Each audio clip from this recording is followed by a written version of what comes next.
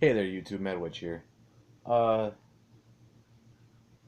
I'm probably going to be doing a lot more of these videos since it seems like everyone, these, I don't want to say everyone, these fanatical Christians, like to try to ruin childhoods. They like to claim everything is satanic. Today, I'm going after, normally it's the Vigilant Christian, which I can't stand him either. But today it's Puritan Pictures 2. His other channels are also Puritan Pictures, the first one, uh, which is similar to this channel as well. Puritan Pictures 2 are similar in aspects. End of Time Sermons, where he just talks, basically it's just revelations. And Christ Centered News. Um, that news goes on religious and political uh, issues, I guess you can say. Um, Also, basically propaganda. Um, Today, I want to talk about his Naruto Full Hidden Secret Illuminati Subliminal Messages. Now, right away in the beginning of the video, I'm only going to be playing about, I don't know, maybe 5 minutes of his video. Uh, I am I am protected under fair use laws, just in case if somebody tries to get me on this shit. But I am protected under fair use laws because it is for criticism. I should really be drinking a beer right now, but that's beside the point. Um, so yeah, as the title states, me, I'm a huge anime fan, especially when it comes to Naruto. I grew up with Dragon Ball Z, which he gets on it. He gets on that as well. I mean, it's the fourth video down. No, the first one's an ad. So yeah, third video down. It's Dragon Ball Z Part One. So he made a two-parter on Dragon Ball Z, and it's essentially, ooh, pardon me. It's essentially the same thing over and over again with him in the anime stuff. Now, uh, I'm just going to skip through some of it, but he claims to. I don't know if anybody knows about anime or Naruto in general, but anime in and of itself is Japanese cartoons in layman's terms. It's Japanese cartoons. They have a specific style of art and storyline different from Western cartoons, our animation. For those of you, I mean, if you're around my age, I'm 27. If you're around my age, you probably grew up with, Dragon Ball Z and Batman and Teenage Mutant Ninja Turtles and Gargoyles. You grew up with that stuff. I'm assuming. I'm assuming if you, had more of a childhood, I guess you can say. You grew up with it, including the Power Rangers. Original Power Rangers is the only Power Rangers, not this new bullshit. This new bullshit's crap. But for those of you who are familiar with Naruto, you know what I'm talking about. For those of you who aren't, I will explain. Naruto is about a whole bunch of ninjas, right? And they're separated in different nations, different kingdoms, basically. And they're constantly, going back and forth war. It's how it is. But it's all ninjas, so it's sweet. And it uses the typical Japanese animation where these ninjas have uh, supernatural powers. Basically, super speed, super strength. I mean, these guys are just beasts. I mean, I wish I had half the shit they had. Uh, they have ninja magic called jutsu, which is, they make some signs and then something happens. They make some hand signs, peace, rock out, you know, and uh, something happens. Whether, uh, a big toad appears, or uh, they turn invisible, or they do pull a switcheroo like this, instead of them getting hit, and a bag of rice gets hit instead. Puritan Pictures says he's Japanese and he knows about Eastern culture. I don't think you do. Um, I think you grew up in. I think, okay. I'm not going to deny that he's Japanese. I I don't know. I haven't seen his face. Um, but he sounds quite Western to me. There's no heavy accents. There's no indication that he has even an inkling of foreign language. Which, if you speak foreign language, you would notice that you have a little bit of an accent, and that is just because you've been speaking that language for so long. He doesn't even have an accent. I mean, I've had Hispanic Hispanic buddies who were first generation Hispanic Americans, and they still had a Hispanic accent because their family was basically strictly Spanish speaking, while they were bilingual, being able to speak English and Spanish, but they still had that hint of an accent. You can tell. I mean, you can tell. But anyways, he talks about the Sharingan eye, uh, which is also called the mirror wheel eye, and essentially what it does is it allows the user of it. It's an eye with three little dots in it that looks like little fireballs, and that's what it symbolizes. That's a symbol of fire. It's a little ball. It's a little ball with a little tail on it like that. So, and he says that it's a full solid black, so it's more like this, like burial. So it's a six though. Just to let you know, according to him, it's a six. In Eastern culture, it's a fireball. It's it's representative of fire.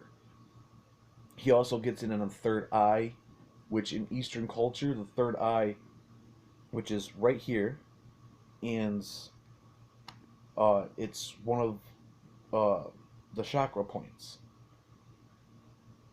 In Eastern culture, it's not. Third eyes aren't demonic in and of itself. One, you have to understand that the Eastern cultures and religions happened well before Christianity. So you're talking Hinduism, Buddhism, Taoism. Oh, those kind of practices, those kind of cultural practices. And yes, a lot of deities and spirits were represented with a third eye. He also claims that American cartoons put in the third eye because illuminati. Because apparently the triangle with an eye in the center of it is part of the Illuminati. So money is part of the Illuminati. So stop using money. I mean, I'm just saying, you can't watch cartoons, if you can't watch movies or TV shows or listen to music or watch music videos because, you know, some chick's hair just so happens to be in front of their eye when they come up like this, and then it's like, oh, my eye's covered, it's Illuminati. Again, I'm going to say this: the reason why uh, musicians and Hollywood are putting these symbols in movies, and they're not. It's not an accident. They're doing it on purpose, and it's because people like you are making it famous. It's like that "Blood on the Dance Floor" song. You can talk your shit, but you're making me famous.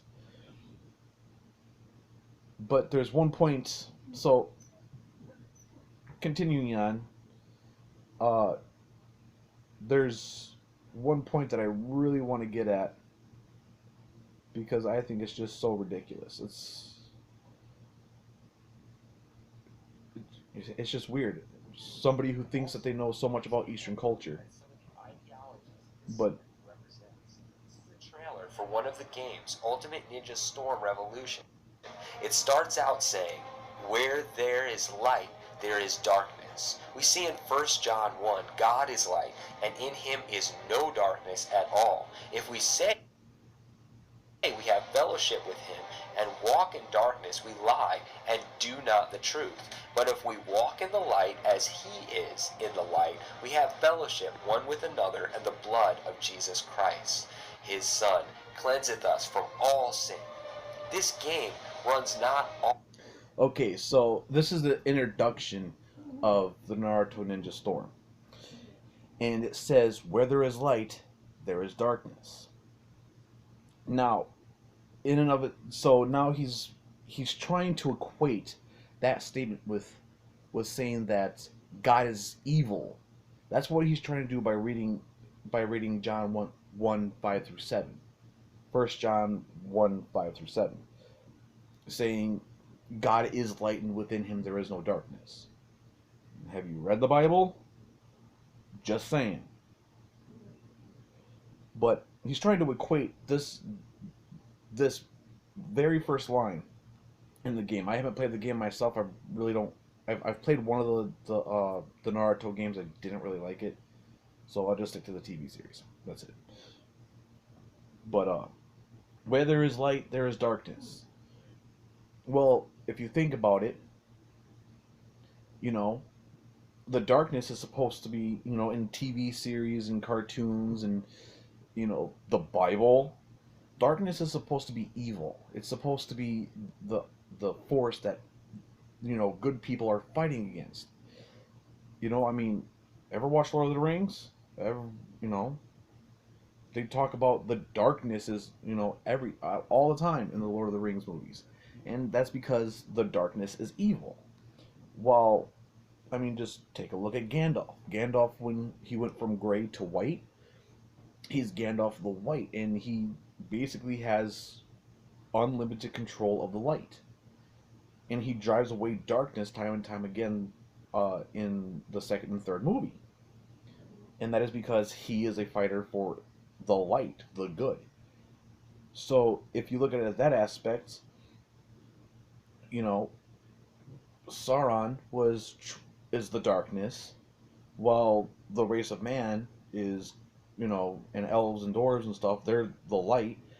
And so Mordor invades, and the rest of Middle Earth retaliates. So where there is light, because Sauron's seen that, oh, this place over here is all good and stuff, but I'm really really evil and I want to take over this stuff and make everybody suffer and die because I'm evil and I'm dark. That's what that means. Where there is light, there is darkness.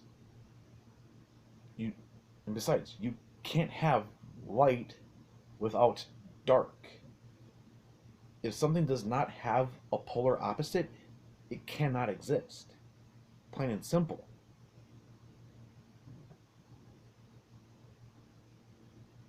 Off of the truth, but off of occult antichrist dualistic principalities that work in both darkness and light. It goes on to say, as long as there are winners, there will also be losers. But Polarity. imagine a world of only winners, a world of only peace, or a world of only love. This is the New World Order promotion for the Antichrist kingdom. Satan is going to come as an angel of light. The world is already being prepared through the widely popular peace signs, which is nothing more than the inverted cross with broken arms. They will say it is of love, but only true love is from God. Notice, it has the darkened right eye symbolism.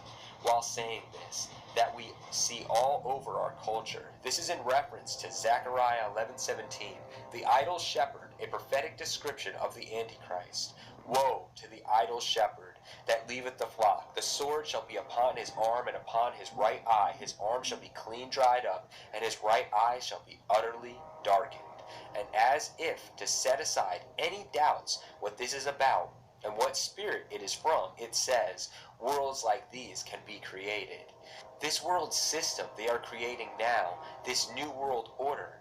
And finally, it says, help us, I'm not and you advertising will anything. learn the way, and cuts right to the all-seeing eye with the mark of the beast. They are calling you to help build the... Okay, so this is what he's talking about. This is the Sharingan. The all-seeing eye of the beast. You see how there's like little, like, I mean, you can barely even see the tails. I know it's a recording of my phone, and I'm sorry about that, but you know, there's a third one right underneath my play button. Sorry about that, but as you can see, that's what a Sharingan eye is. Those of you who are familiar with Naruto know those little itty bitty balls on those three little dots with the little tail on it, and it says, "Help us, and you will learn the way." He's talking about how the introduction says there can't be any winners without losers. True, you know, I mean, I play tabletop games. I play TCGs. It's either I win or my buddy wins. There is nobody. There can't be. You know, both people can't be winners. No, not everybody can be winners. But it goes on saying, you know, well, what if everybody could be a winner? What if the world was filled with love and peace? What if? What if? What? One, I would like to see a world like that. You know, if there was a world full of love and peace, there would be no more wars. There, you know, there would be no more hate mongering. I wouldn't be making videos. He wouldn't be making videos. Everybody would get along. I mean, right now we're on the brink of another world war, for crying out loud. I'm going to predict that there's going to be another war because you know I'm psychic like that because I'm a witch, so I have to have psychic powers because I'm a witch and I commune with demons, you know, because I'm a witch.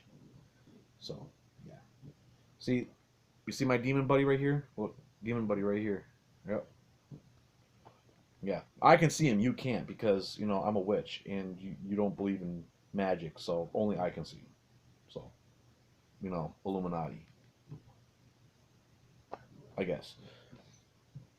But he's saying that it's part of the new world order, and he's making it sound like it's such a bad idea of world peace. And the whole upside, you know, the whole peace sign being an upside down cross, it looks like a bird's foot to me, to be honest. I mean, people like you, Puritan Pictures, 1, 2, and all the other channels, you, you're no different than the vigilant Christian. You look, I mean, you really look for satanic symbolism and evil in everything, and your life must be so sad. But I want to wrap this up with a quick shout out and thank you to Gamers279, him and Sam Snake's channel. Sam Snake is one word with the first S and the C capitalized. Uh, Gamers279 is one word with the numbers 2, 7, and 9. It's lowercase. I would like to thank them for uh, providing me with the Puritan. They have also provided me with White Rabbit, which I will be doing a video on him. And I'm kind of seeing a